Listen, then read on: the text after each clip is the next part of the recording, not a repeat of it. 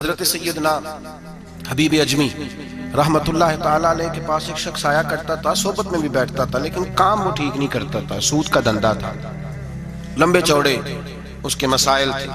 حالانکہ ایک ہی بیٹی تھی، وہ بھی دونوں ٹانگوں سے معذور تھی، دونوں ٹانگوں سے معذور، بڑے حکیم طبیب دکھائے لیکن بچی کو شفا نہیں ہوتی۔ شخص بھی اپنے مزاج کے لحاظ سے اچھا نہیں تھا۔ کہتے سویرے سویرے آیا تو کہنے لگا حضور مجھے توبہ کرا دیں، آج کے بعد نہ جھوٹ بولوں گا، نہ حرام کھاؤں گا، نہ شراب پیوں گا۔ تو کہتے ہیں جتنے لوگ بیٹھے تھے کان کھڑے ہو گئے، کہا تجھے کیا ہوا؟ کہنے لگا 11-12 سال کا نوجوان آیا، مجھے توبہ کرا گیا، چڑھتی جوانی، 11-12 سال 14-15 سال کا بچہ مجھے توبہ کرا گیا۔ تو کہتے ہیں ہم محو حیرت ہوئے کہ اتنا سا بچہ۔ تو کہتے ہیں کسی نیک باپ کا بیٹا تھا، کسی پرہیزگار ماں کا بیٹا تھا، گھر میں تربیت ہوئی۔ اتنے بچے تو خانقاہ بھی نہیں جاتے، اتنے سے بچے تھوڑی کسی ادارے کے فارغ التحصیل ہوتے ہیں، کس مدرسے سے پڑھے ہوتے ہیں؟ کہتے چھوٹی سی عمر۔ تو کہا جناب آپ کو کیسے ملا؟ تو وہ شخص کہنے لگا حضور کل میں گیا بازار، میں نے بغداد کے چوک سے 10 کلو مچھلی بھی خرید لی اور کچھ اور ضرورت کی چیزیں بھی، مہمان آنے تھے، وہ سارا کچھ خرید کے میں جب نکلا تو سامان زیادہ ہو گیا۔ چوک میں مزدور بیٹھے ہوتے تھے، میں نے کہا بھئی میرے ساتھ فلاں محلے تک سامان پہنچانا ہے۔ وہ بچہ کہنے لگا چچا اگر میں چلوں تو، میں نے اس کو ایڈریس وغیرہ بتلایا تو 3 دینار مزدوری طے ہو گئی سامان گھر پہنچانے کی۔ کہتے میرے ساتھ وہ نکلا اور جب رستہ طے کرنے لگا تو رستے میں گرمی بڑی سخت تھی، ظہر کا وقت تھا، ذرا ہم نے چند قدم اٹھائے، 2-4 گلیاں گزرے تھے کہ اذان ظہر کی آواز آنے لگی۔ تو کہتے ہیں بڑی منت کے انداز میں، بڑی گزارش کے انداز میں میری طرف دیکھا، عمر چھوٹی سی ہے، کہنے لگا چچا اگر اجازت مل جائے تو میں ظہر کی نماز پڑھ لوں۔ کہتے ہیں میں ایک جگہ پھٹے پہ بیٹھ گیا اور گپے کرنے لگا، سامان وہاں رکھا، میں نے کہا پڑھ لے نماز۔ کہتے ہیں بچہ نماز پڑھنے چلا گیا، باقی لوگ دیر سے آئے، وہ نماز پڑھ کے جلدی آ گیا۔ میں نے کہا بیٹے تو جلدی آ گیا ہے؟ کہنے لگا اس لیے جلدی آیا ہوں کہ آپ یہ نہ سمجھے یہ کام چور ہے، میں نے نفل چھوڑ دیے ہیں، فارغ ہو کے پڑھ دوں گا۔ کہتے ہیں سامان اٹھایا، رستے میں گرمی شدت کی تھی، اس کا پسینہ بہنے لگا، میں آگے بڑھا، میں نے کہا بیٹے سامان تھوڑی دیر کے لیے مجھے دے دو، گرمی زیادہ ہے۔ کہنے لگا چچا کسی کا تربیت یافتہ ہوں، کسی نے ٹریننگ دی ہے، کہا ماں باپ نے کہا تھا حرام لقمہ گھر نہ لانا، کہا بات کیا ہوئی؟ کہنے لگے میں آپ کو نہیں دے سکتا، اس لیے کہ 3 دینار مزدوری گھر پہنچانے کی طے کی ہے، اگر آپ اٹھائیں گے تو پھر میں پیسے پورے نہیں لوں گا۔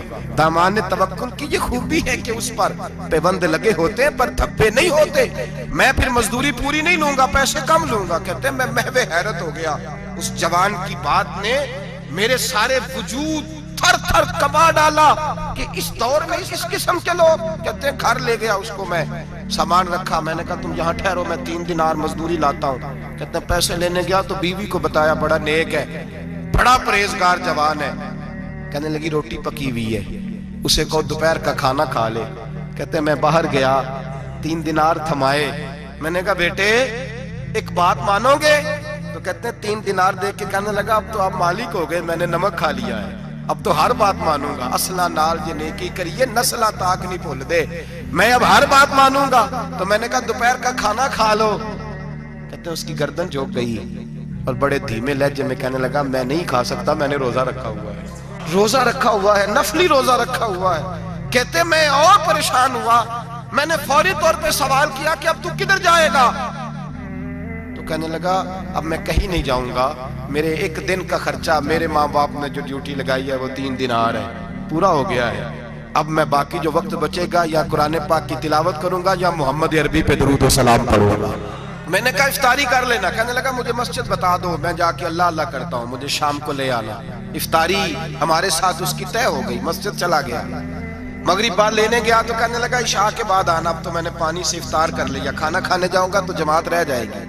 کہتے ہیں عشاء کے بعد میں لایا، اس کو کھانا کھلایا، رات گہری ہو گئی تو میں نے کہا تو سو نہیں جاتا؟ کہنے لگا کوئی عرض نہیں، کبھی دور مزدوری کرنے نکل جاؤں تو رہ بھی جاتا ہوں، گھر والوں کو پتا ہے۔ کہتے میں نے مسافر خانہ کھولا، یوں سمجھیے ڈرائنگ روم بیٹھک میں نے کھولی، اس کو سلا دیا، میں اور میری بیوی اپنی معذور بیٹی کو روٹی دینے گئے اور ہم نے جا کے اس کو کھانا کھلایا جو ٹانگوں سے معذور تھی، اور ساتھ کہا کہ بیٹی آج بڑا پرہیزگار جوان ہمارا مہمان ہے، آج چڑھتی جوانی اور تقوی کی روشنی اس کے چہرے سے چمکتی ہے، کیا بات ہے، بڑے ہی اچھے گھرانے کا تربیت یافتہ ہے.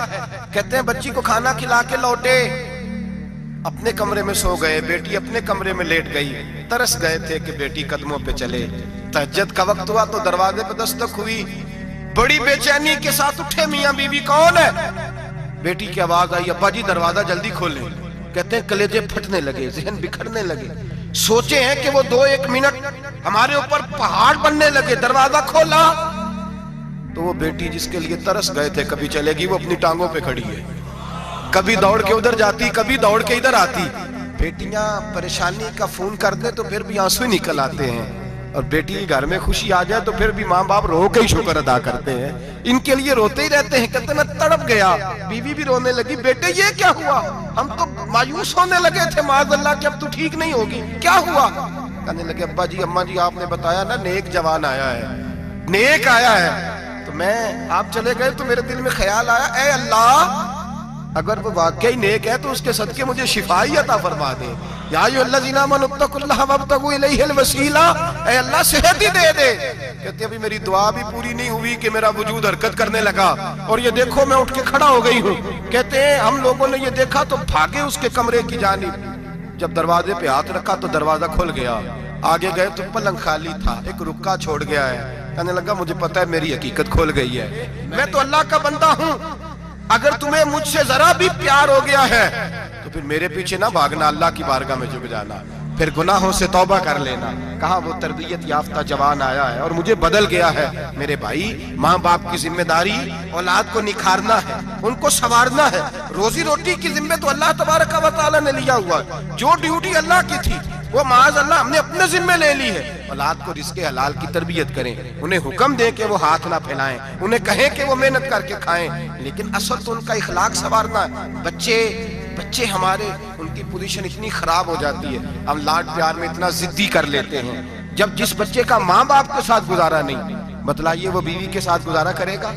جس کا ماں باپ کے ساتھ وقت نہیں گزرتا وہ بہن بھائیوں کے ساتھ گزارے گا؟ جس کا ماں باپ کے ساتھ وقت نہیں گزرتا وہ کولیگز کے ساتھ وقت گزارے گا؟ کس طرح وہ اپنے آپ کو, میرے نبی کریم سید عالم صلی اللہ علیہ وسلم نے ڈیوٹی لگائی کہ ماں باپ اپنے بچے کی تربیت کریں, انہیں اللہ سے جوڑیں.